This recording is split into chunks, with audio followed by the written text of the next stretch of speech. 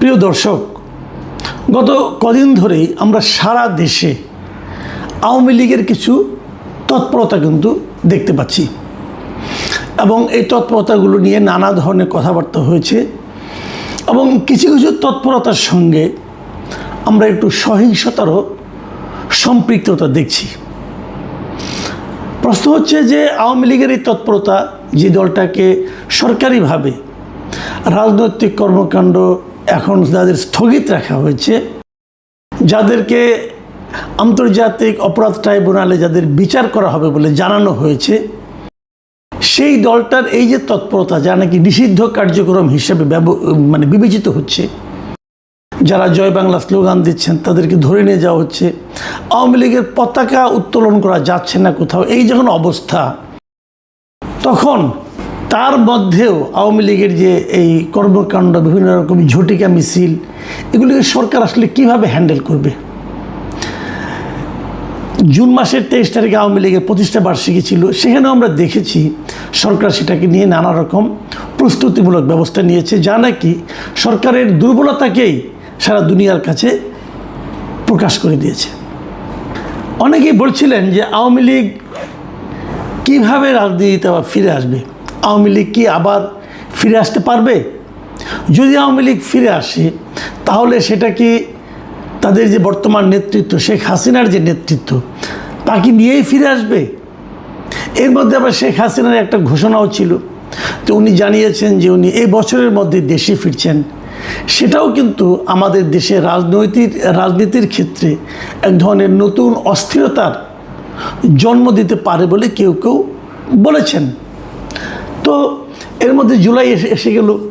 জুলাই আন্দোলনের সময় যারা জড়িত ছিলেন এর সঙ্গে এবং যারা নিজেদেরকে সেই জুলাই আন্দোলনের সিপাহসালার বা সোল এজেন্ট হিসেবে দাবি করছেন, তাদেরও নানা রকম তৎপরতা আমরা দেখতে পেলাম। তারা সারা দেশে পদযাত্রা করবে, কোথাও কোথাও করতে যে নানা ধরনের অপ্রীতিকর ঘটনাও কিন্তু হচ্ছে। এর মধ্যে যে কথাটা আমার কাছে আজকের এই আলোচনার জন্য আমি এই বিষয়টা আলোচনা করছি, যে বিষয়টা নিয়ে, সেই বিষয়টা কথাটা উল্লেখ করতে হয়। সেটা হলো যে আজকে প্রধানমন্ত্রীর যিনি উপদেষ্টা আছেন ডক্টর জাহেদ-উর-রহমান, তিনি একটা কথা বলেছেন, খুব গুরুত্বপূর্ণ কথা কিন্তু। সেটা হলো তিনি বলেছেন যে আওয়ামী লীগের নেতা কর্মীদের উদ্দেশ্যে বলেছেন যে তারা যে বিভিন্ন রকম মিছিল করছে, এ প্রসঙ্গে উনি বলেছেন যে তারা যেন রাষ্ট্রের আইন মেনে চলেন। এই কথাটা কিন্তু আমিও বহুবার বলেছি, যে আইনের মাধ্যমে আওয়ামী লীগের রাজনৈতিক কর্মকাণ্ডকে স্থগিত করা হয়েছে, সেই আইনটাকে আমি ব্যক্তিগতভাবে এবং আমার ধারণা আরও অনেকেই একটা কালো আইন বলবেন। মজার ব্যাপার হলো এই কালো আইনটা কিন্তু আওয়ামী লীগেরই তৈরি করা, নিজের আইনেই আওয়ামী লীগ ফেসেছে। আমি মনে করি এই ধরনের আইন থাকা উচিত না, কিন্তু সেই আইনটা আওয়ামী লীগ বিরোধী দলকে দমন করার জন্য তৈরি করেছিল এবং সেই আইনটা এখন আওয়ামী লীগের বিরুদ্ধে অন্তর্বর্তীকালীন সরকার প্রথমবার ব্যবহার করেছে এবং এই সরকার বিএনপি সরকার অন্তর্বর্তীকালীন সরকারের সেই ব্যবহারকে আইনগত বৈধতা দিয়েছে এবং তারাও সেটাই করছে। তো জাহেদুর রহমান সাহেব বলেছেন আওয়ামী লীগের নেতাকর্মীদের উদ্দেশ্যে যে তারা যেন রাষ্ট্রের আইন মেনে চলেন। এটুকু বলে ঠিক আছে। তারপরে উনি আরও কিছু কথা বলেছেন যেগুলো নাকি আওয়ামী লীগের নেতাকর্মীর জন্য খুবই গুরুত্বপূর্ণ বলে আমি মনে করি। তিনি কি বলেছেন আমি আপনাদেরকে হুবহু পড়ে শোনাচ্ছি। তিনি বলেছেন, এখন পর্যন্ত তাদের কর্মকাণ্ড নিষিদ্ধ আছে, তারা একটু অপেক্ষা করুন। কথাটা খেয়াল করেন যে এখন পর্যন্ত তাদের কর্মকাণ্ড নিষিদ্ধ আছে, তো তারা একটু অপেক্ষা করুন। অপেক্ষা করার পর কি আর নিষিদ্ধ থাকবে না? বিষয়টা কিন্তু আপনি একভাবে ভাবেন, শোনার চেষ্টা করেন যে এখন পর্যন্ত নিষিদ্ধ আছে, এখন পর্যন্ত, তো আরেকটু অপেক্ষা করতে হবে, তারপরে নিষিদ্ধ নাও থাকতে পারে। হ্যাঁ, কিভাবে না থাকতে পারে সেটা উনি জানিয়েছেন। উনি জানিয়েছেন যে আন্তর্জাতিক অপরাধ ট্রাইব্যুনালে আওয়ামী লীগেরকে নিষিদ্ধ করা হবে কি হবে না, আওয়ামী লীগের ব্যাপারে যে মামলাটা হয়েছে সেই মামলার বিষয়ে তদন্ত চলছে এবং সেই তদন্তের পর বিচার হবে। বিচারে যদি দেখা যায় যে আওয়ামী লীগ নিষিদ্ধ করা দরকার, তাহলে নিষিদ্ধ হবে এবং এই হওয়া না হওয়াটা পুরোপুরি আদালতের এখতিয়ার। আদালত সব পক্ষকে শুনে সিদ্ধান্ত নেবে। এখন এটা খুব ভালো কথা, কিন্তু এখন আমার কথাটা হলো এক জায়গায়, সেটা হলো আদালত যে সব পক্ষের কথা শুনে সিদ্ধান্ত নেবে, তাহলে আওয়ামী লীগের পক্ষে কথা বলবে কে? এটা কিন্তু একটা আমি মনে করি খুবই গুরুত্বপূর্ণ প্রশ্ন, যে আওয়ামী লীগের পক্ষে আন্তর্জাতিক অপরাধ ট্রাইব্যুনালে যে শুনানিটা হবে, যে যুক্তিতর্ক হবে, যে দুই পক্ষের যে কথাবার্তা হবে, সেখানে আওয়ামী লীগের পক্ষে কথা বলবে কে? বিএনপির কোনো উকিল, অথবা জামাতের কোনো উকিল, নাকি এনসিপির কোনো উকিল? তিন দলেরই সমর্থক উকিল আছেন। এখন তারাই কি আওয়ামী লীগের পক্ষে কথা বলবেন, নাকি আওয়ামী লীগের পক্ষের কোনো, আওয়ামী লীগের মতবল, মানে আওয়ামী লীগকে সমর্থন করেন, এক ধরনের নৈতিকভাবে আওয়ামী লীগের রাজনীতির সঙ্গে একসময় জড়িত ছিলেন, এমন কোনো উকিল অংশ নেবেন? যদি তেমন উকিল আওয়ামী লীগের পক্ষে যুক্তিতর্ক উপস্থাপন করেন ট্রাইব্যুনালে, তো সেই উকিলের, মানে সেই আইনজীবীর নিরাপত্তা কে নিশ্চিত করবে? সামাজিকভাবে তাকে যে মবের শিকার হতে হবে না, সেটা কে নিশ্চিত করবে? কারণ মব তো চলছে। কোথাও একজন ছাত্রলীগের লোককে যদি আপনি পিটিয়ে ধরে নিয়ে যে থানায় নিয়ে যান, থানা তাকে ধরে নিচ্ছে, বলছে সে নিষিদ্ধ ঘোষিত ছাত্রলীগের সাবেক সভাপতি বলে দিল। কিন্তু এটা তো আপনি আইন অনুযায়ী পারেন না। সে যদি ছাত্রলীগের স্লোগান না দেয়, যতক্ষণ পর্যন্ত সে ছাত্রলীগের স্লোগান না দেবে, যতক্ষণ পর্যন্ত সে ছাত্রলীগ অথবা আওয়ামী লীগের রাজনীতিটা না করবে প্রকাশ্যে, ততক্ষণ পর্যন্ত তো তাকে আপনি আটকাতে পারেন না। কিন্তু আটকানো কি হচ্ছে না? আপনারা প্রায়ই দেখবেন, যে কোনো নিউজে দেখবেন, প্রায়ই দেখবেন এই কথা বলা হয় যে অমুককে গ্রেপ্তার করা হয়েছে এবং সে আওয়ামী লীগের একজন সাবেক সভাপতি। তার এটাই অপরাধ, আর কোনো অপরাধ লাগবে না। তো এই যে ঘটনাগুলো, এই ঘটনাগুলো যদি ওখানে ঘটে, তাহলে আওয়ামী লীগকে নিষেধাজ্ঞা থেকে মুক্ত করতে, আওয়ামী লীগের রাজনীতিটাকে অবাধ করতে যে আইনজীবী আওয়ামী লীগের পক্ষে যুক্তিতর্ক উপস্থাপন করবে, তাকে সামাজিক নিরাপত্তাটা কে দিবে? তাকে মবের হাত থেকে কে বাঁচাবে? রাষ্ট্রকে সে গ্যারান্টি দেবে? দিয়েছে এ পর্যন্ত? আইনজীবীদের দেখেন, একটা জিনিস দেখেন আপনারা, একটা লোক আওয়ামী লীগ করেন না, সে আওয়ামী লীগের কোনো পদে নেই, কিন্তু সে হয়তো আইনজীবী। সে আইনজীবী যাকে নাকি আওয়ামী সমর্থক আইনজীবী বলা যেতে পারে। মানে একসময় তারা আওয়ামী লীগের যে প্যানেল ছিল, সেই প্যানেলে মানে আওয়ামী লীগ সমর্থক যে আইনজীবী সমিতি ছিল, হয়তো তাদের মেম্বার ছিল অথবা তাদের সমর্থক ছিল। এই অপরাধে আইনজীবীরাই, বিএনপি এবং জামাতের আইনজীবীরা, ওনাদেরকে নির্বাচন পর্যন্ত করতে দেয় নাই, সুপ্রিম কোর্ট বারেও দেয় নাই, বিভিন্ন জেলা বারেও দেয়নি। তো ওনারা তো আইন বুঝেন, ওনারা তো আইন মানেন। ওনারা যখন ওদের ব্যাপারে এরকম আচরণ করেছেন, তাহলে সে তাদের ব্যাপারে আপনার যখন নাকি মূল দল নিয়ে আলোচনা হবে, তখন কী অবস্থাটা ধারণ করবে? এর ব্যাখ্যাটা কি? এটা আমি মনে করি একটা গুরুত্বপূর্ণ বিষয়।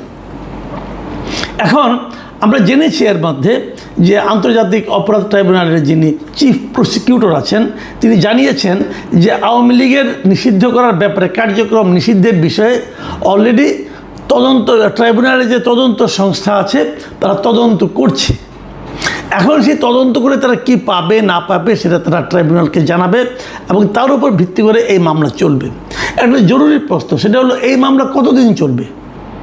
দেখুন, কতদিন চলবে এই জিনিসটা জরুরি এই কারণে যে যদি মনে করেন এটা 3 বছর চলে, তো বলা হয়েছে যে যতদিন মামলা চলবে ততদিন আওয়ামী লীগ কোনো রাজনৈতিক কর্মকাণ্ড করতে পারবে না। তো আওয়ামী লীগের নেতাকর্মীরা কি অতটুকু ধৈর্য ধারণ করবে? যেভাবে জাহিদুর রহমান বলছেন একটু অপেক্ষা করেন, সেই একটুটা কি 3 বছর নাকি 4 বছর? এই একটু অপেক্ষাটার মানে আপনার স্থায়িত্ব কতদিন? যদি 3 বছর হয় তাহলে সেটাকে আর একটু বলা যাবে? এখন জাহিদ সাহেব যখন বলেন একটু অপেক্ষা করেন, তখন আমি ধারণা করি হয়তো সেই জিনিসটা দ্রুতই হবে। এবং আমার যেন সব মিলিয়ে কেন যেন মনে হয় যে বোধহয় এই জিনিসটা একটু দ্রুতই হবে। কেন মনে হয় সেটাও বলি। যেমন ধরুন, সরকারের অ্যাটিচিউডটা কিন্তু আমি একটু একটু টের পাচ্ছি। এটা জাহিদুর রহমান সাহেবের কথায় যেমন টের পেলাম, 2 দিন আগে আমরা দেখেছি যে স্বরাষ্ট্রমন্ত্রী তিনিও কিন্তু এ সংক্রান্ত একটা বক্তব্য দিয়েছেন। যেমন উনি যে জুলাই জাতীয় সম্মেলন যেটা হয়েছিল কদিন আগে চীনমৈত্রী সম্মেলন কেন্দ্রে, সেখানে উনি বলেছিলেন যে রাজনৈতিক দল হিসেবে আওয়ামী লীগের বিচার দাবি করেছি আমরা, অন্যরাও দাবি করেছেন, তদন্ত হচ্ছে, ইনশাল্লাহ খুব শিগগির রাজনৈতিক দল হিসেবে তাদেরকে বিচারের কাঠগড়ায় নিয়ে যাওয়া হবে।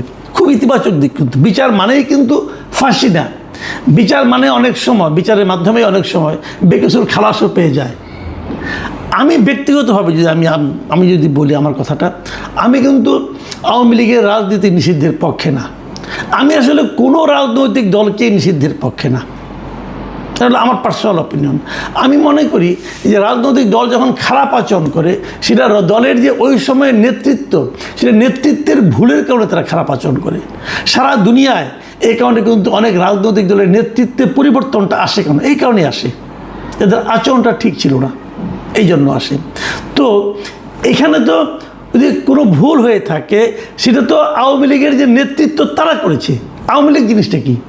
আওয়ামী লীগ আর শেখ হাসিনা কিন্তু এক না, আওয়ামী লীগ আর ওবায়দুল কাদেরও কিন্তু এক না। ওবায়দুল কাদের মানেই আওয়ামী লীগ, বিষয়টা তা নয়। ওবায়দুল কাদের হলো আওয়ামী লীগের একটা নেতৃত্ব, শেখ হাসিনা আওয়ামী লীগের একটা নেতৃত্ব। তো আওয়ামী লীগকে ব্যবহার করে যত লোক অন্যায় করেছেন, যত লোক খুন করেছেন, গণহত্যা করেছেন, যত লোক অপরাধ করেছেন, যত লোক লুটতরাজ করেছেন, এদের সবাইকে ওই অপরাধের কারণে বিচার করতে হবে। এই বিচারটা আমি দাবি করি। কিন্তু তার মানে আপনি দলটাকেই বলবেন যে এই দলটাকে আপনি তখনই করতে পারবেন যখন নাকি দলের গঠনতন্ত্রে সেই ধরনের কোনো কথা থাকবে। যদি দলের গঠনতন্ত্রে থাকে যে অমুককে এই দল বলছে, এই দল সিদ্ধান্ত নিয়েছে, অমুককে আমার প্রতিবাদ করে তাকে গুলি করে মেরে ফেলা হবে, যদি এই ধরনের কোনো গঠনতন্ত্রে লেখা থাকে, তখন দলের দায়। আর তা না হলে দলের যারা নেতৃত্বে থাকে তাদের দায়। এই জিনিসটা যদি থাকে, তাহলে আমার মনে হয় যে প্রকৃত বিচারটা হবে। আমি আশা করব তারা কিভাবে বিচার করবেন না করবেন। আমি কেবল একটা কথা বলি, অনেকেই বলেন, নানা ধরনের উদাহরণ দিয়ে বলেন যে দল একবার বিতাড়িত হয়, যে দল একবার জনগণ যে দলকে প্রত্যাখ্যান করে, সেই দলের ফিরে আসার ঘটনা সাধারণত নাই। কিন্তু এটাও কিন্তু সত্য, যখন কোনো ক্ষমতাচ্যুত দল আবার ফিরে আসে, সেটা যতটা না নিজের শক্তিতে আসে, তার চেয়ে বেশি আসে যে পরবর্তী সময় যে সরকার ক্ষমতায় থাকে তাদের দুর্বলতার কারণে। আজকে আওয়ামী লীগ নিয়ে এত আলোচনা হতোই না। আজকে আওয়ামী লীগ বিভিন্ন পর্যায়ে মিছিল করার সুযোগ সাহসী পেত না, যদি অন্তর্বর্তীকালীন সরকার মানে ডক্টর ইউনূসের সরকার যদি দেশটাকে ভালোভাবে চালাতে পারত। তারা তা পারেনি, এবং তারা এতটাই খারাপ চালিয়েছে, তারা এতটাই দুর্নীতিপরায়ণ ছিল যে ওনাদের আমলেই লোকে আওয়ামী লীগ সম্পর্কে বলেছে যে আগেই ভালো ছিল। এটা আমি নিজে শুনেছি, বলেছে, আপনারাও শুনেছেন। কাজে অন্তর্বর্তীকালীন সরকার মানে ডক্টর ইউনূসের সরকার আওয়ামী লীগের ফিরে আসার প্রাথমিক কাজটা করে দিয়ে গেছে। এখন বর্তমান সরকার যদি সুশাসন কায়েম করতে পারে, মানুষের অর্থনৈতিক অবস্থার একটা সমাধান করতে পারে, ভালো করতে পারে, মানুষ যদি স্বস্তিতে থাকে, মানুষের মনে করেন যে বিদ্যুৎ, তেল, গ্যাস এটসেট্রা এগুলি মানে দ্রব্যমূল্য এগুলির ব্যাপারে মানুষ যদি স্বস্তিতে থাকে, যদি মুদ্রাস্ফীতি কমে, মূল্যস্ফীতি কমে, যদি এগুলো হয়, তাহলে দেখবেন এই সমস্ত ঝটিকা মিছিল সরকারকে বিব্রত করতে পারবে না। আর যদি ওগুলি হয়, যদি এগুলি বাড়তে থাকে, তাহলে আওয়ামী লীগ ফিরে আসার ব্যাপারটা দাবিটা অনেক জোরালো হয়ে যাবে। আমি জানি না সরকার কিভাবে হ্যান্ডেল করবে, অথবা এমনও তো হতে পারে সরকার নিজেই চায় যে আওয়ামী লীগ চলে আসুক, হতেও পারে। কারণ তারা যদি মনে করে যে সেটা গণতান্ত্রিক প্রক্রিয়া চালু রাখবে, সেক্ষেত্রে তারা যদি ভাবে এই বিশাল জনসমর্থনে একটা দলকে বাইরে রেখে গণতন্ত্র কায়েম করা যাবে না, যদি তারা এভাবে ভাবে, তাহলে তো আওয়ামী লীগের প্রত্যাবর্তনটা অবধারিত। প্রিয় দর্শক, আমার কাছে মনে হয়েছে সরকারের বিভিন্ন কর্তা ব্যক্তিদের কথা শুনে যে সরকার হয়তো এই পথে অগ্রসর হচ্ছে। এখন এ পর্যন্তই।